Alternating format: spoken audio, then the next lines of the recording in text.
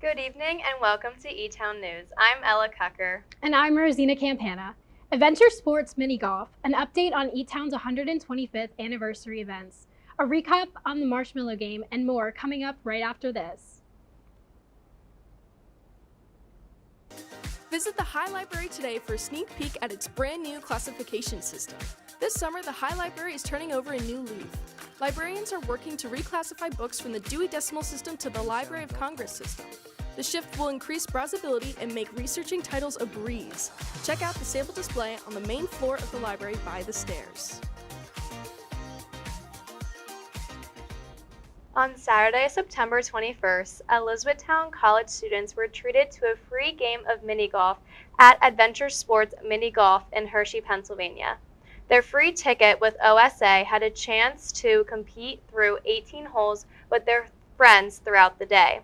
From 12 to 9 p.m., the area was packed to the brim with members of the Elizabethtown community as they ventured through the scenic course. To stay up with the latest for student activities on campus, follow OSA on Instagram at EtownOSA. For 125 years, Elizabethtown College has fostered the values of peace, nonviolence, human dignity, and social justice. Last Friday, as part of the Elizabethtown College's 125th anniversary events, Etown celebrated the 25th UN International of Peace from 11 a.m. to 2 p.m. on the BSC patio. Students, Etown faculty, and community members could participate in a drum circle, dancing, singing, creating art, and having meaningful discussions in identifying ways Etown can create a safe space for all. This event was open to the public and no registration was required, with food and drink being provided by catering services. Etown Rec Well is celebrating the college's 125th anniversary starting this week. From September 23rd to October 25th, the Rec Well will be hosting the 125th Minute Challenge. Students who register and log a minimum of 125 minutes of physical exercise a week will be entered into a $125 Amazon gift card giveaway. You can earn a maximum of 5 chances to win. Before the challenge is over, to register and receive an activity log, email recwell@etown.edu. Good luck, Jays. Elizabethtown College's School of Arts and Humanities has announced its Fall Monday series concerts.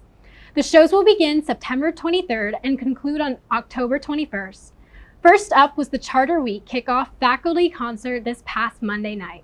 The next event will be on October 7th at 7:30 with Amy Gustavin on the piano. All other performances can be found on Etown's website at news.etown.edu. All events will be held at the Leffler Chapel and Performance Center and are free and open to the public. Etown takes pride in giving students a high-quality education, and that hasn't gone without recognition. The Wall Street Journal, Princeton Review, and Washington Monthly have recognized Etown as one of the nation's best higher education institutions. The Washington Journal ranked Etown number 211 out of 500 in the country, as well as number 21 in all of Pennsylvania. Princeton ranked Etown as one of the 97 best higher education institutions for the 4th year in a row. Washington Monthly ranked Etown number 255 for undergrad and master's programs in the Best Bang for Your Buck category and number 159 in the master's program ranking list. Keep up the good work, Jays. Last week, on Wednesday, September 18th, Elizabethtown College hosted Messiah University for the 44th annual Marshmallow Game on the RRA R-Her field. As warm-ups got underway, fans from both sides couldn't wait for a chance to break open the marshmallows and get the game started. By the time both teams took the field, the stands were packed and fans were amped for this annual classic. Players were being pelted with marshmallows anytime they got close to the sideline, and the grass quickly became flooded in them in the same way. Messiah wasted no time getting the scoring going, finding the net twice within the first 24 minutes. The Blue Jays would rally off a few shots of their own later, but struggled to find any success with the ball. Just before halftime, Messiah would add another goal off the header to make it 3-0. After the intermission, most of the marshmallows were cleared off the field. Fans quickly realized the second half would be much of the same. When just about 6 minutes in, Messiah added a fourth goal to their total. The Jays would find themselves on the opposing side of the field more than the second half, and while they would do it, shoot their opponent, it was no avail, and they'd lose their third game of the season. Their next match will be this afternoon at 4 p.m. against Lebanon Valley College in Annville, Pennsylvania. Now, here's Gwen Young with your weekly Etown sports updates. Thanks, Rosena. The women's volleyball kicked off a long weekend for Etown sports. They took on Stevenson University and Lancaster Bible College on Saturday. Unfortunately, they'd lose both matches that day. They opened the morning against Stevenson in a game that would end in a 3-0 loss. Etown kept it close in a couple sets, but just couldn't take advantage, losing 25-22 in sets 2 and 3 to wrap things up. Their match against Lancaster Bible was more competitive. After 2 sets, it was knotted up at 1 set apiece, and the momentum seemed to be headed in Etown's favor. However, Lancaster Bible would take the next 2 sets to secure the victory. The Blue Jays will play their next game on Friday, October 4th at 7 p.m. against Moravian University. The field hockey team earned their 4th win of the season on Saturday at home against Lycoming College. It was a defensive clinic for most of the game.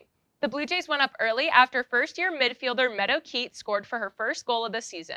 It turned out that would be all the Jays needed, taking home a 1-0 win. Senior goalie Angelina Gigliotas preserved a shutout, making 10 saves in the process. Next up, the team will play Gettysburg College today at 4 p.m. The women's soccer team lost their second game of the season on Saturday against St. Mary's, Maryland. The two teams would combine for just 1 goal in this contest. In the 8th minute, St. Mary's would break through for the only goal of the game. Both goalies and defenses performed well. Etown had 6 shots on target but couldn't convert on any of them. This afternoon, the Jays will look to bounce back as they take on Lebanon Valley College at 4 p.m. Following the Marshmallow game, Etown's men's soccer team tied with Alvernia University this past Saturday 2-2. The Jays got on the board first, going up 2-0 by the 60th minute. This included first-year midfielder A.J. Sasso's first career goal. Alvernia would quickly get back into it after a successful penalty shot, and later, a 77th minute goal would force the tie. We'll see the Blue Jays back in action today at 4 p.m. against Lebanon Valley College.